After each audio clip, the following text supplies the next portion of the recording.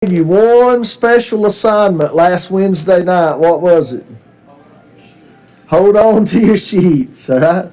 Now, I'm not saying you had one thing to do, but in the event that you didn't do that one thing, I do have a few extras. So who needs a copy? Nobody needs a copy after that, right? There we go. Oh, there you go. All right, there we go. We got some more. I'm planned ahead too. See, y'all need a copy. Remember me? There we go. Who else needs a copy? I still got some more. No need in being bashful. Oh, they're all answered now. Yeah. If you wait till the second week, they're probably always answered because I've already filled mine in by then. Hey, Miss Carolyn, it's good to see you. Yes, you may.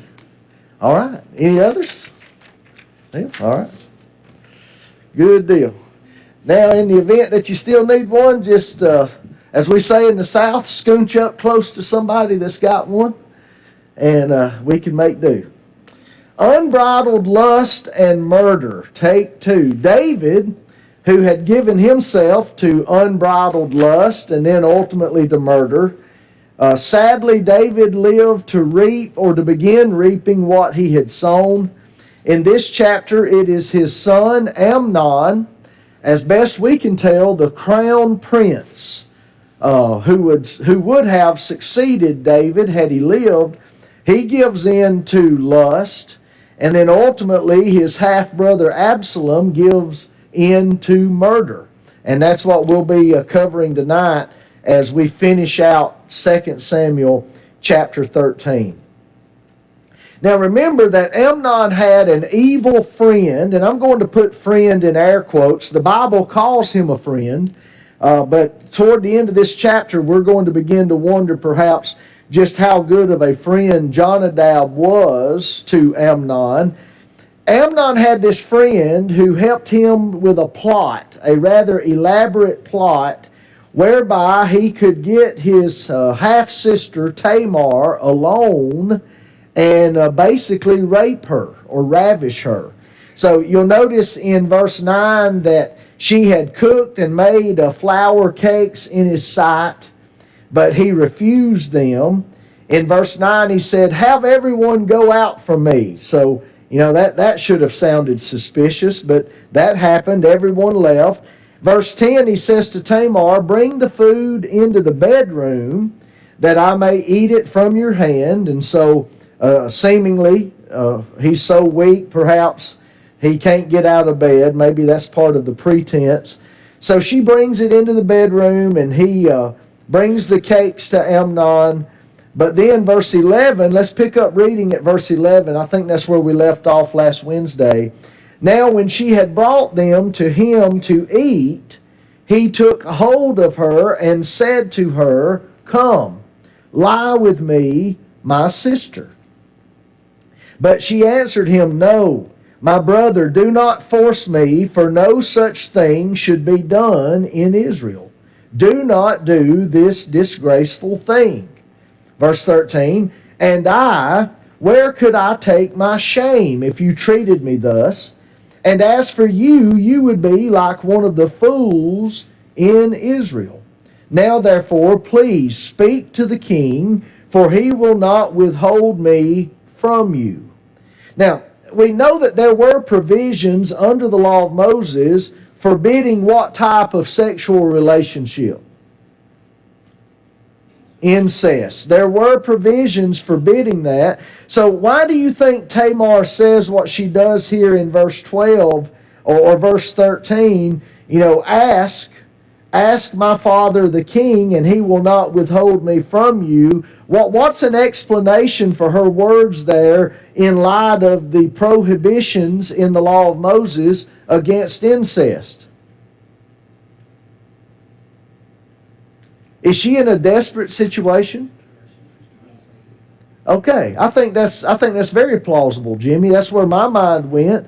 Look, if you're a woman in this kind of compromising situation, you're apt to say anything in the moment that you might think will relieve you or deliver you from this problem, this danger. And so some people like to criticize what she said, or they like to say, well, look, this is some kind of contradiction because they lived under a law that prohibited this or that. But I think that's making too much of it. Here's a woman under duress. She's a woman that's about to be raped.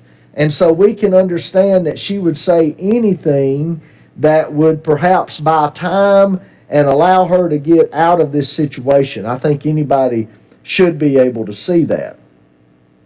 Verse 14, however, he would not heed her voice. He would not listen to her reason. He would not listen to anything she said. And being stronger than she, he forced her and he lay with her. Now, laying or lying, I should say lying with her, that is a biblical euphemism, of course, talking about sexual relations.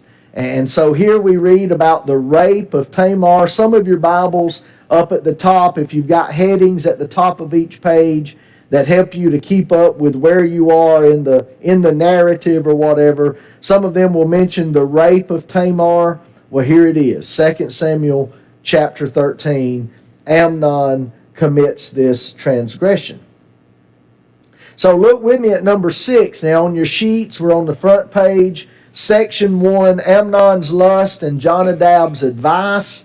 Question 6, Amnon sees Tamar using the same words that Potiphar's wife had spoken to Joseph going back centuries earlier. What were those 3 words as we translate them in English?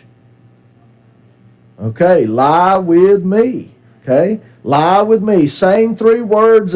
Here, of course, I believe Amnon says, come, lie with me. But going back to Joseph and Potiphar's wife, you'll find those words all the way back in Genesis 39:7. Lie with me. So obviously that's a proposition of a sexual nature, but we know the account, we just read it. Tamar resisted. She said no, that she was not consenting to this act. And so look at question number 7. Unlike Potiphar's wife, however, Amnon was stronger. That's the first blank. Was stronger than his intended conquest, and thus he raped her or ravished her. Or you could even put forced her. Reading from the New King James, he forced her and lay with her, verse 14. Now, even though Potiphar's wife obviously would not have been stronger than Joseph back in the book of Genesis, what did she do that was extremely forward? Rather than the words she said, what did she do? Okay, she grabbed a hold of his coat, right? She took his coat and she said, lie with me. And by the way, the Genesis account reminds you, it tells us that she did this on a daily basis. Now, I don't think she grabbed his clothing necessarily on a daily basis, but as far as approaching him and propositioning him, the Bible says she did this day by day. So this went on for a while, and from the way I understand it, my reading of Genesis 39, it appears to me that at the point wherein one day she reached out and she grabbed his clothing, I think that was the point at which Joseph did what? He fled. The Bible says he left his coat in her hand.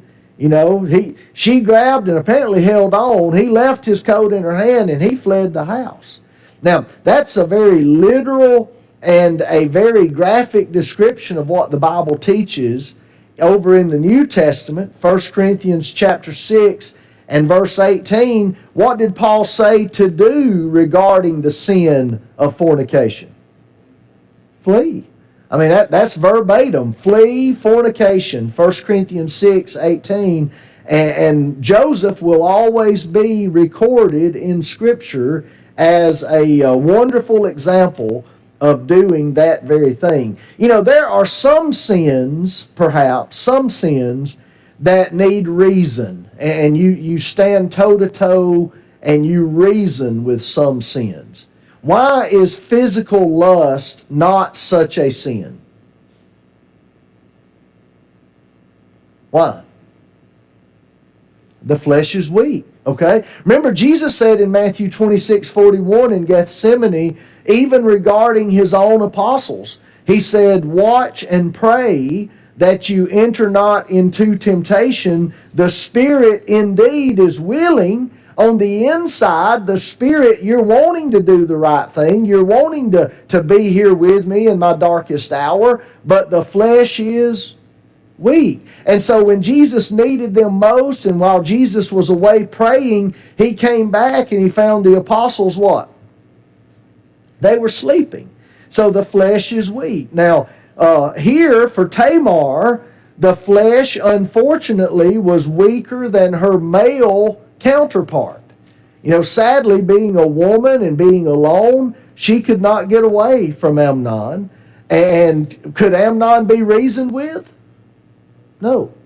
And so often, virtually always, I'm going to venture to say, when it comes to sexual lust of that nature, that's not a time to try to reason. Okay? What the Bible tells you to do in those situations is get out. Flee. Get out of that compromising situation. Get out of those circumstances and get away from it, because the flesh is weak, and that is a very strong temptation, especially at times and especially for certain persons. Any other thoughts down through verse 14? Anything before we move into the next section here on our sheets? Thoughts or questions? So here you have a man who is attracted to his half-sister, and obviously he has very strong feelings for her, because what did we learn last week in the text earlier in the chapter? He had such feelings for her that he became what? Ill, physically sick. You know, he was so, we could say, infatuated, enamored. One of you last week, I think, used the word obsessed. I think that's a very good word. He's so carried away with this woman that he becomes physically ill, and yet what is the spark that lights the fuse, ultimately leading to the ravishing of this innocent woman? Who plants the seed? Jonadab, that's right. And so the danger of an evil companion, that comes to the fore here when we consider the example of Jonadab. Keep that in mind. All right, section number 2, Tamar's grief and Absalom's hatred following this crime, this criminal act that Amnon perpetrated. Pick up reading with me at verse 15, and let's read down through verse 19. Then Amnon hated her exceedingly, so that the hatred with which he hated her was greater than the love with which he had loved her. Now, underline this, okay? The Bible's telling us a lot right here in this verse, verse 15. The hatred with which he hated her was greater than the love with which he had loved her. And Amnon said to her, arise and be gone. Get out. Get out of my bed. Get out of my bedroom. Get out of my house. Get out. I don't want you around me. So she said to him, no, indeed. No, indeed. This evil of sending me away is what? It's worse. It's greater than the other evil, the other sin that you did to me. But he would not listen to her. Now, at this point in reading the narrative, you and I would do well to try to place ourselves in the shoes of this culture and of this time. This was a culture and a time that was very uncompassionate toward women who were viewed, quote, as being defiled. And at this point, Amnon has defiled Tamar, and his sending her back out into the public eye and back out into the world, so to speak, even though normally they were very sequestered. This is leaving her with little, if any, prospects. It's just not a good thing. And so she says, no, you can't do this to me. You can't treat me this way and then just put me out on my ear, so to speak. But he would not listen to her. Verse 16 concludes. 17, then he called his servant who attended him and said, here, put this woman out away from me and bolt the door behind her. Now, I'm reading from the New King James, and the word woman is italicized, meaning it is supplied. Does the Old King James read similarly, put this woman out? Does it read the same? Okay. Okay. So apparently the word woman is not in the original text, but as we read this, as it's supplied in English, and we read the totality of this statement, how calloused is this? He doesn't even call her by name, does he? No. Here he is. He slept with her. He's forced himself upon her, and he doesn't even call her by name now. She's this, or this woman. Put her out from me. Think about the coldness and the callousness that had to be in Amnon's heart. And bolt the door behind her, as if to add insult to injury. No recourse, no manner of approach to come back. Bolt the door behind her. Verse 18, now she had on a robe of many colors, a brilliantly colored robe or garment, for the king's virgin daughters wore such apparel. That's how they dressed. That's what they wore. And his servant put her out and bolted the door behind her. Verse 19, then Tamar put ashes on her head and tore her robe of many colors that was on her, and laid her hand on her head, and went away crying bitterly. Now, those various actions there in verse 19, in this ancient setting, they all bespoke what? Mourning, grief. You know, if you tore your garments, if you put ashes on your head, all of this is bespeaking a state of grief, terrible mourning because of the way she's been treated, and now also because of her prospects, the prospects of her life looking forward. And again, you have to appreciate the time and the culture in which she lived and in which these events take place. Now let's back up. Let's go back to verse 15, the verse I said where the Word of God is really telling us so much. Amnon hated her exceedingly. Let's brainstorm and get our discussion going a little bit here. Why do you think, following this criminal act, why do you think he hated her so fiercely? Why?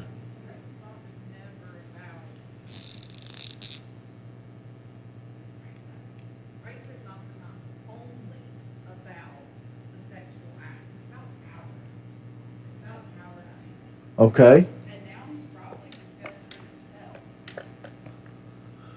Okay. Rape is definitely, we're told today, it's definitely about power, among other things. But power seems to be at the fore. And so,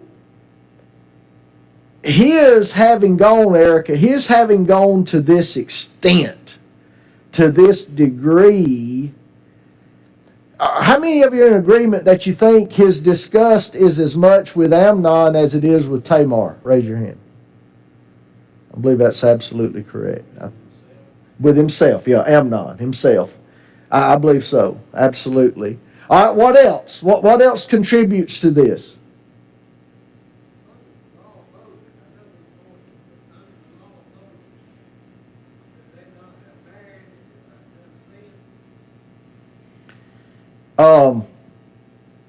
It was already a sin. It was already a sin.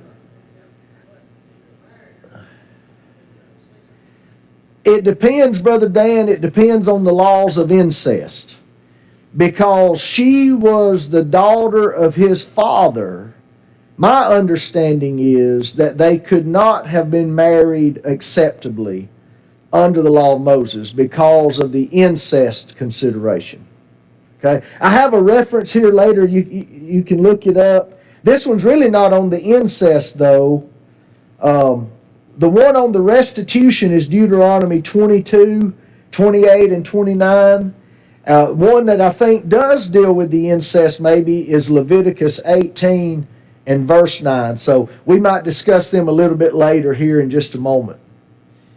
What else about his anger? How is it that he could love this woman to the point that he's sick over her, quite literally, and now he's forced himself upon her, and now he hates her more than he loves her? What else do we bring out about that? Okay, lust. Okay, maybe lust instead of love.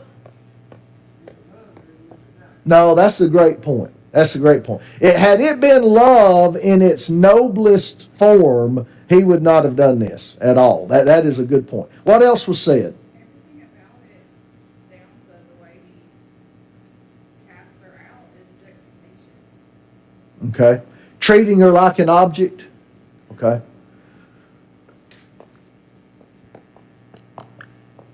All right, what else? I think somebody else was saying something toward the back, maybe.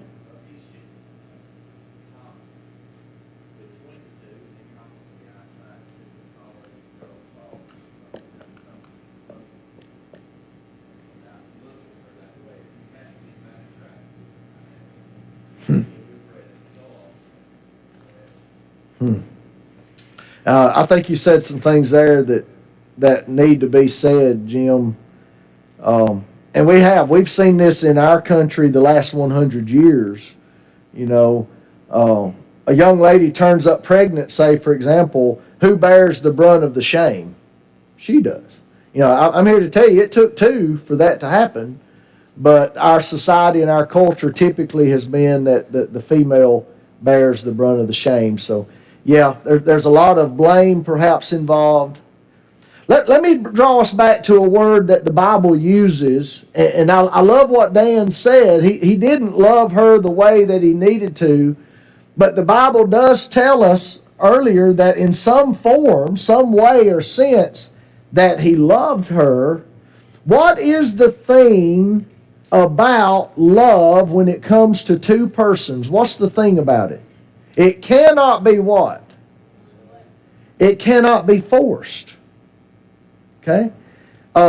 Maybe part of the reason now, part of the reason that he is so disgusted and angry, yes, he's got to be angry with himself. You know, his abuse of power and the man he's become in this. But also now he has taken something from her. He has taken something from her that she can now never give him willingly or in true love. And that's apart from the incest. I don't know that they could have ever been together, period, under the law of Moses. But just in any other situation, here's a woman that he feels so strongly about, but now he's acted in such a way that how do you think she feels toward him? Disgust. And so this unrequited love, maybe that's the word I'm looking for, unrequited. He's been crazy about her for so long, and instead of practicing self-control, instead of shifting his focus elsewhere, which is, I think, what he needed to do since this was his half-sister, but instead of doing any of that, he's gone and he's acted like a fool. He's been a fool, and now he's hurt the woman that he's loved maybe the most, and he's really played the fool in that way. Any thoughts or anything to add to what we've said or what we've written down?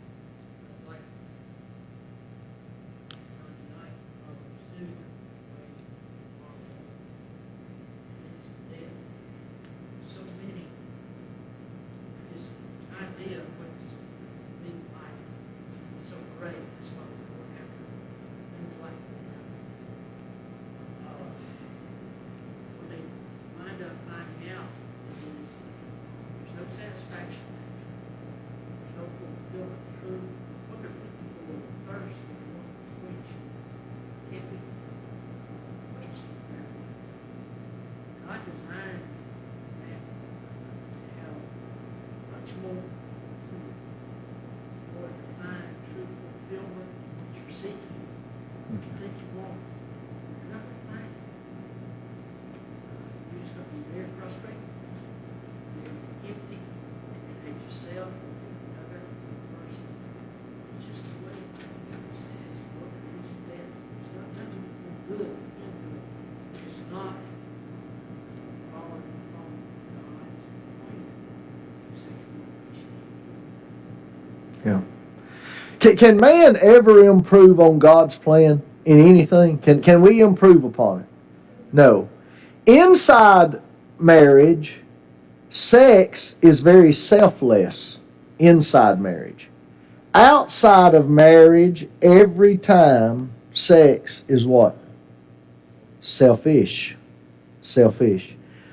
People in the world and people people in the church, if they're not living faithfully, people anywhere who remove sex from God's realm, they basically, when you remove it from the realm of marriage as it should be, you reduce sex to purely a physical act.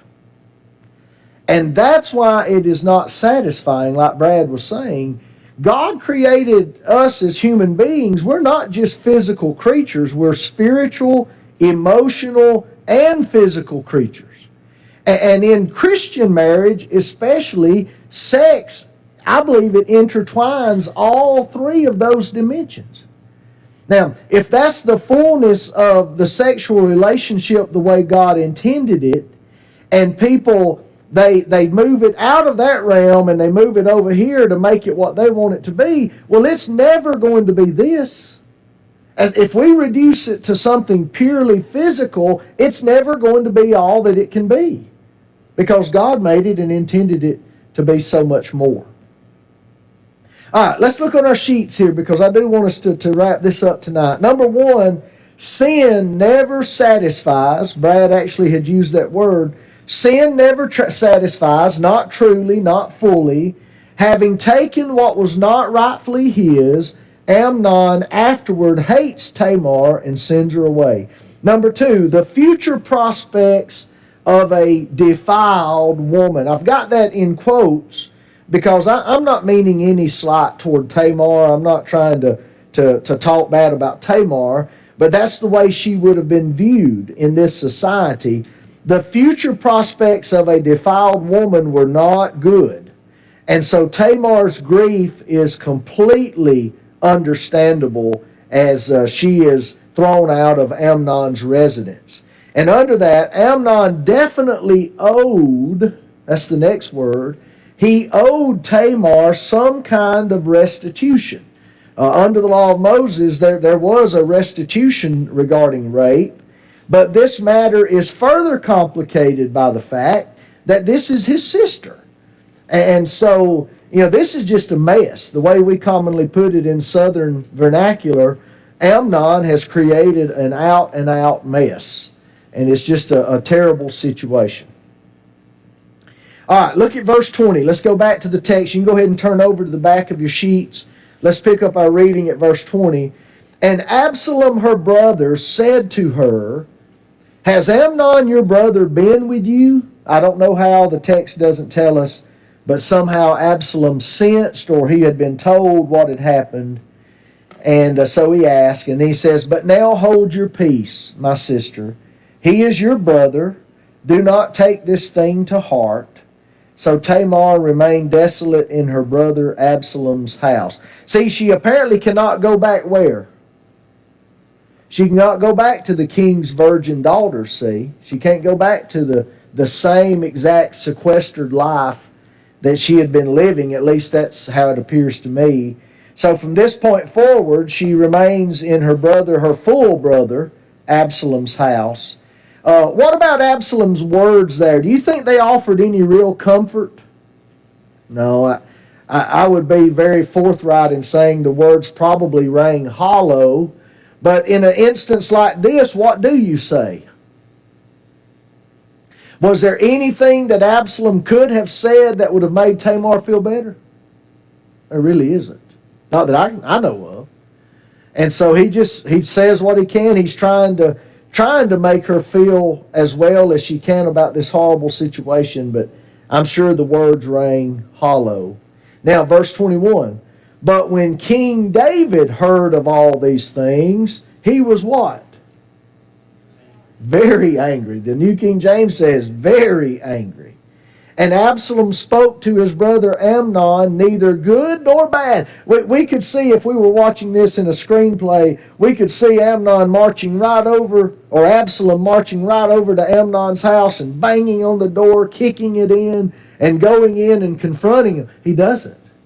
In fact, the Bible says he doesn't say anything good, doesn't say anything bad. Now, that tells you a lot about Absalom, and probably not what you're thinking. But some of the most dangerous people you'll ever meet in life are the ones that can be totally infuriated at you and either keep a straight face or smile. Those are very dangerous people, okay? And this tells us here that Absalom is going to prove to be a very dangerous person. He doesn't say anything good nor bad. For Absalom hated Amnon, verse 22 continues, because he had forced his sister Tamar. Verse 23, and it came to pass after how many years? Now, buddy, you're talking about nursing something for a while. 2 full years later, that Absalom had sheep shearers in Baal Hazor, which is near Ephraim. So Absalom invited all the king's sons. Now remember, we learned this from Nabal back in 1 Samuel. The sheep shearing time was a time of festivity. This was party time. It was a time of celebration and festivity. And so Absalom's going to throw a big feast, if you will. All right, look on the top of your sheets now, the back page, number 3. David was what? I have infuriated. The words were very angry. I have infuriated. David was infuriated upon hearing of Amnon's crime, but apparently he did what? The text doesn't tell us he took any measures. Apparently he did nothing about it. Okay, mark that. That's going to come back to be a problem. One of David's greatest shortcomings that we have preserved in the text was his failure to do what to his sons? Correct. Later on in 1 Kings chapter 1, when David is an old man, there's going to be another son come up. Another son with the letter A. What's his name? Adonijah. Adonijah. And he's going to get out of line. And the Bible's going to tell us there in 1 Kings 1:6 that basically David didn't restrain his sons. He didn't correct his sons. Okay? Now, people today in our modern world will say, well, that's love. You know, if you love your children, you won't spank them, you won't discipline them. Love doesn't do that. I'm here to tell you love does that. Okay? Allowing your children to run buck wild is not love. That is not love, and that's going to result in death throughout this whole account.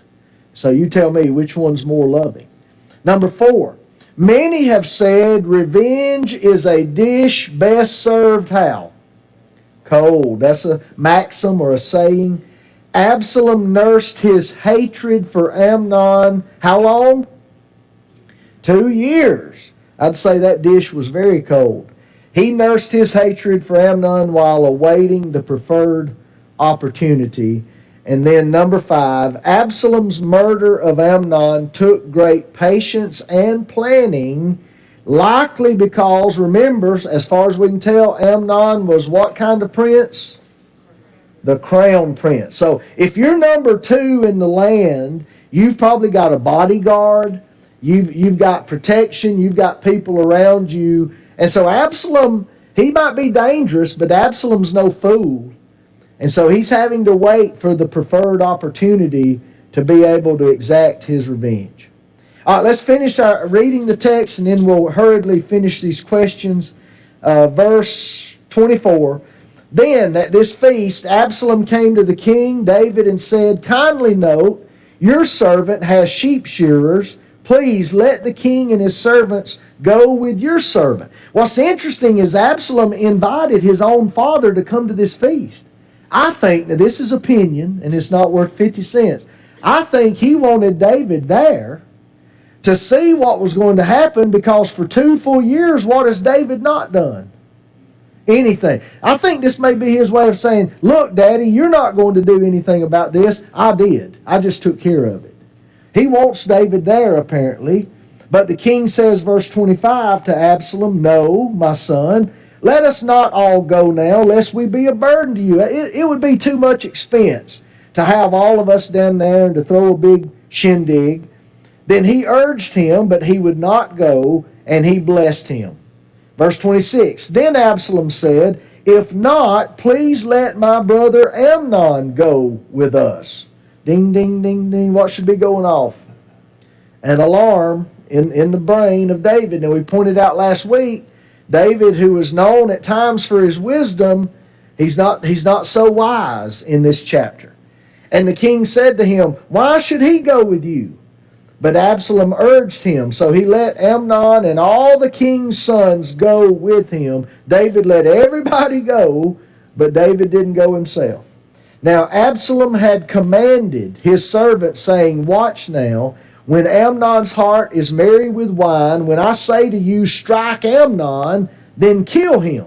Do not be afraid. Have I not commanded you? I'm a prince. If I tell you to do it, you do it. Be courageous and valiant. So the servants of Absalom did to Amnon as Absalom had commanded. Then all the king's sons arose, and each one got on his mule and fled. Okay, only one was killed, but all the others got scared and they left. And it came to pass while they were on their way that news came to David, saying, Absalom has killed all the king's sons, and not one of them is left. Is that true? No, that's false, but that's the message initially. So the king arose and tore his garments and lay on the ground, and all his servants stood by with their clothes torn. Then Jonadab, remember the so-called friend, the son of Shimeah, David's brother, answered and said, let not my lord suppose they have killed all the young men, the king's sons, for only Amnon is dead. For by the command of Absalom, this has been determined from the day that he forced his sister Tamar. And who's known about this all along, seemingly? Jonadab. Jonadab, the so-called friend of Amnon. It makes me wonder if he wasn't expecting this or looking for this to happen. Verse 33, now therefore let not my lord the king take the thing to heart, to think that all your sons are dead. They're not all dead. Only Amnon is dead. So Absalom fled. The young man who was keeping watch lifted his eyes and looked, and there many people were coming from the road on the hillside behind him. Absalom's leaving town. Jonadab said to the king, look, the king's sons are coming. They're coming back in. As your servant said, so it is. So it was, as soon as he had finished speaking, that the king's other sons indeed came. They lifted up their voice and wept. Also the king and all his servants wept very bitterly. Absalom fled and went to Talmai, the son of Ammihud, king of Geshur. That was his mother's daddy, basically, I think. And David mourned for his son every day. Absalom fled and went to Geshur, and he stayed there 3 years. But finally, after 3 years, King David longed to go to Absalom, for he had been comforted concerning Amnon. He had gotten over that because he was dead. All right, number one, real quickly. Absalom killed Amnon through the what of his servants? Agency. Very good. Number two, though Absalom's fury was focused upon Amnon, the other sons of David fled away hurriedly. Remember back then it was not uncommon for one heir to do what? Kill all of them. And so once the crown prince is, if you start out with number one, the natural thought for all the other half-brothers is probably what? He's killing all of us, you know. And so that was not unheard of, so it makes sense that everybody would flee. Number three, the initial report that came to David stands as an example of how the news can become distorted in times of tragedy and chaos. They call it in war, they call it what? The fog of war. Not all the news when it first comes out is accurate. And the first message here was not accurate. Number 4, Jonadab reappears in the narrative, this time correcting the news that had been brought to David. So we have to ask ourselves, how did Jonadab know the true facts? I would like to know more about that, but we don't. Jonadab appears never to have been a true friend of Amnon. He certainly does not seem grieved at Amnon's death, and one wonders if he did not know it was coming all along. Number 5, Absalom fled to the land of which grandfather? Maternal. He fled to the land of his maternal grandfather and remained there for how many years? 3 years. David mourned for his son Amnon, but when his mourning was over, he wanted who to return? He wanted Absalom to return. All right. Now, these last 3 is far more important than some of the others we filled in. Additional lessons I want you to take home tonight. True or false, God's people live according to a higher moral standard. True or false? That is true. Okay, everybody's answerable to the same standard. I'm not saying that, but people in the world we know aren't living by it. You and I, the world looks at us and they expect us to live by it. And so that's why when Tamar said, don't do this, you're going to be one of the fools in Israel. Don't do this. We should live to a higher standard. He doesn't. Number 2, unbridled lust make what out of a man? Make a fool out of a man and only bring him shame. And that happened to Amnon. Number 3, the guilt of sin can make us paralyzed when it comes to proving sin in the lives of others. Do you think that's maybe why for 2 years David sat on this and did nothing? Do you think maybe deep down inside he felt like, well, who am I to correct my son because I killed a man after I slept with his wife? So why can I correct Absalom? Very likely why. And so sin in our own lives will paralyze us and prevent us from doing what we need to do to help others. All right, I know I held you over. Thank you for your patience. We'll be dismissed.